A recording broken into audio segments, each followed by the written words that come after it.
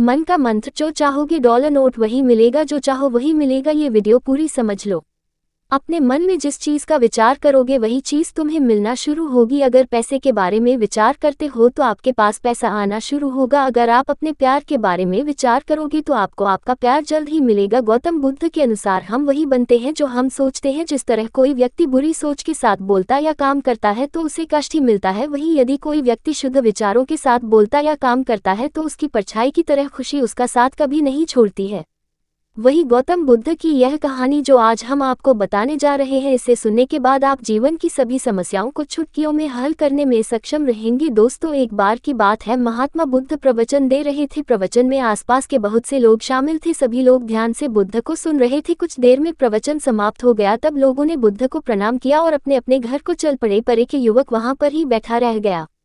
बुद्ध की नज़र उस युवक पर पड़ी तो वे पूछ बैठे, क्या बात है वत्स, कोई जिज्ञासा है क्या? युवक बुद्ध के पास गया और प्रणाम करके बोला, प्रभु बहुत उलझन में हूँ, जितना इस बारे में सोचता हूँ उतना ही उलझ जाता हूँ। कैसी उलझन है वत्स? बुद्ध ने प्रश्न किया। युवक हाथ जोड़कर बोला, प्रभु ये संसार कितना विशाल है। संसार में लाखों करोड़ों लोग निवास करते हैं, उनमें भी एक से बढ़कर एक विद्वान, कलाकार, योद्धा। ऐसे में उन सबके बीच मुझ जैसे सामान्य प्राणी का क्या मूल्य है? युवक की बात सुनकर बुद्ध मुस्कुरा दिए। वे बोले, तुम्हारी जिज्ञासा का उत्तर मिल जाएगा, पर इसमें थोड़ा सा समय लगेगा।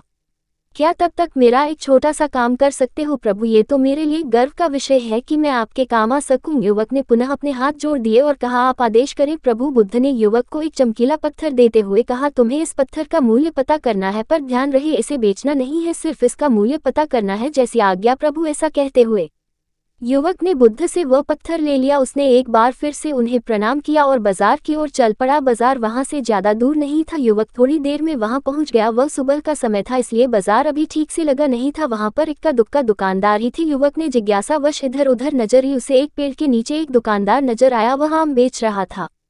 युवक उस दुकानदार के पास पहुंचा और उसे पत्थर दिखाते हुए बोला, क्या आप इस पत्थर की कीमत बता सकते हैं? दुकानदार एक चालाक व्यक्ति था। पत्थर की चमक देखकर वह समझ गया कि अवश्य ही यह कोई कीमती पत्थर है। वह बनावटी आवाज में बोला, देखने में तो कुछ खास नहीं लगता, पर मैं इसके बदले 10 आम दे सकता हूँ। दुकानदार की बात सुनकर युवक को हल्का सा क्रोध आ गया। वह मन ही मन बुदाया, समझता है इतना सुंदर पत्थर और इसका मूल्य सिर्फ 10 आम, अवश्य ही यह झूठ बोल रहा है। युवक को चुप देखकर दुकानदार बोल उठा, क्या कहते हो, निकालो आम। पर युवक ने दुकानदार को कोई जवाब नहीं दिया। वह चुपचाप आगे बढ़ गया। सामने एक सब्जी वाला अपनी दुकान सजा रहा था।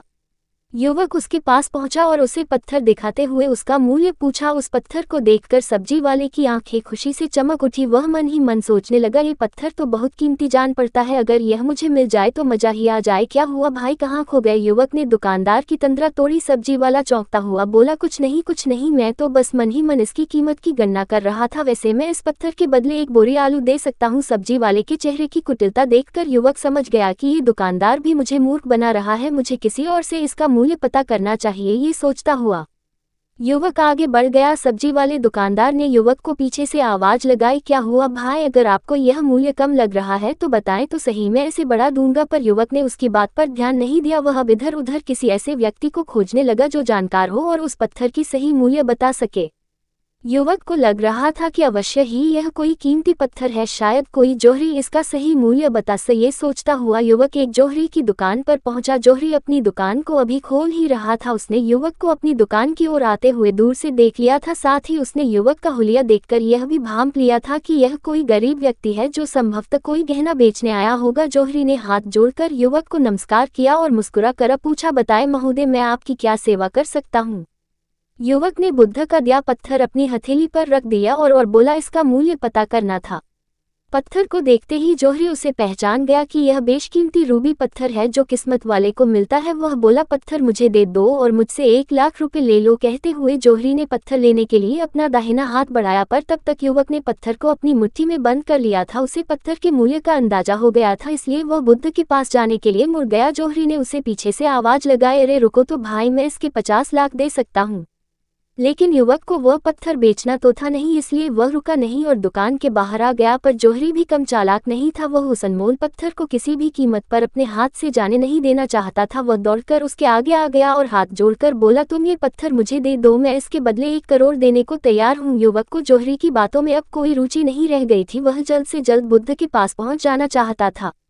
इसलिए ना तो वह रुका और न ही उसने जोहरी की बात का कोई जवाब दिया। वह तेज तेज कदमों से बुद्ध के आश्रम की ओर चल पड़ा। जोहरी ने पीछे से आवाज लगाई, यह अत्यंत मूल्यवान पत्थर है, अनमोल है, तुम जितने पैसे कहोगे मैं दे दूंगा। ये सुनकर वह युवक परेशान हो गया। उसे लगा कि कहीं पत्थर के लालच में जोहरी उसे पकड़कर जबरदस्ती ना करने लगे, इसलिए वह तेजी से आश्रम की ओर दौड़ पड़ा। युवक जब बुद्ध के पास पहुंचा तो वह बुरी तरह से हाफ रहा था। उसे देखकर बुद्ध मुस्कुरा दिए, फिर भी उन्होंने अपने चेहरे से कुछ भी जाहिर नहीं होने दिया। वे बोले, क्या बात है वत्स, तुम कुछ डरे हुए से लग रहे हो।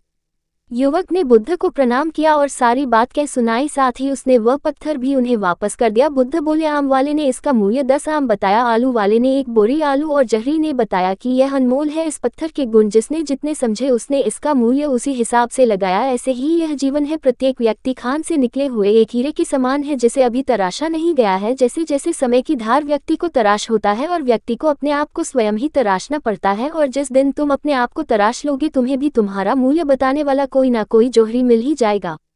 गौतम बुद्ध उस लड़के को ये सीख देना चाहते थे कि जो इंसान अपने मन में खुद के बारे में विचार करता है वह व्यक्ति उसी के समान बनता जाता है। किसी इंसान को अगर दुनिया की किसी भी चीज़ से सच्चे मन से लगाव हो तो वह इंसान उस चीज़ को प्राप्त कर लेता है। वही जो इंसान अपनी मनचाही चीज़ को प्राप्त करने में असमर्थ है, उस इंसान ने अपने मन में सच्चे भाव से उस चीज़ को चाहा नहीं होता है।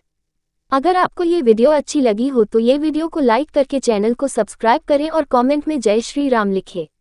वही दोस्तों, गौतम बुद्ध की इस प्रेरणादायक कहानी को आप अपने मित्रों के साथ शेयर जरूर कीजिए ताकि उन्हें भी गौतम बुद्ध के असल ज्ञान के बारे में पता चल सके, और कमेंट बॉक्स में नमो बुद्धाय लिखना ना भूलें। नमो बुद्धाय। Vipin Gadariya 2.0 channel subscribe now.